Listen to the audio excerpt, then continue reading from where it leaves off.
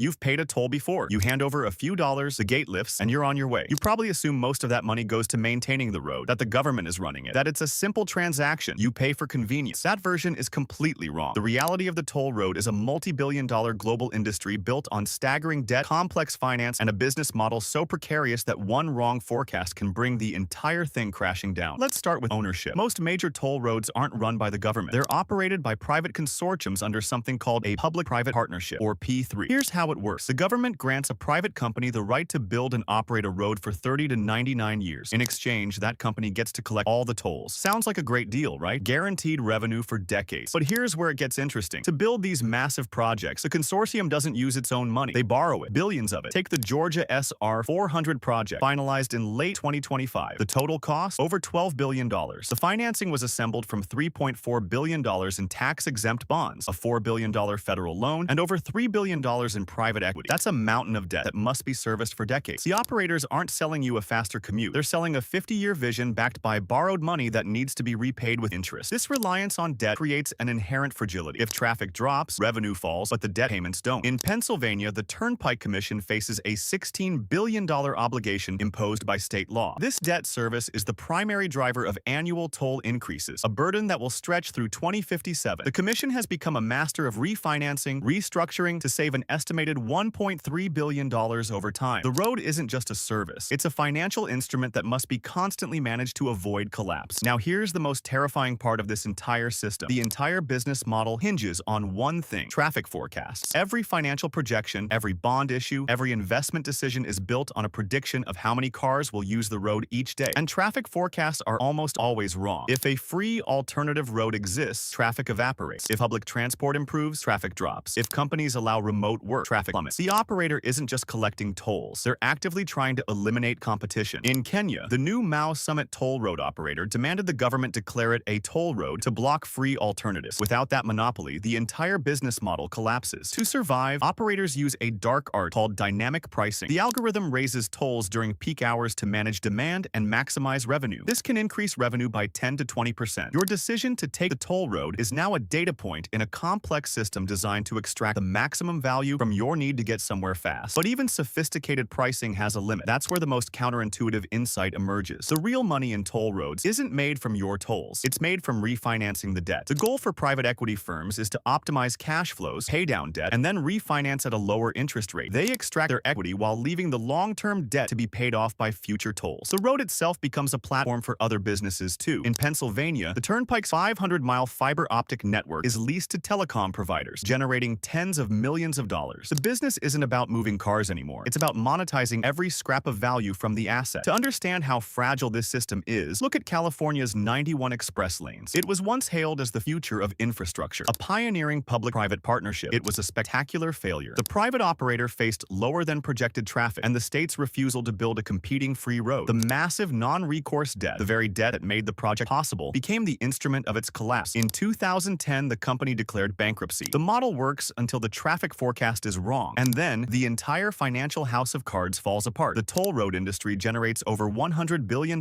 in annual revenue globally. But beneath the surface, it's an intricate game of debt, forecasts, and risk management. The real source of value isn't the asphalt. It's the ability to borrow billions against a future that may or may not arrive. So next time you pay a toll, understand what you're funding. You're not just paying for the road. You're contributing to the debt service on a billion-dollar bond, fueling a private equity firm's dividend, and financing the next generation of dynamic pricing algorithms. The toll road isn't just a road. It's a mechanism for turning a public good into a private revenue stream. And the true price is far higher than the one displayed on the gantry above your car.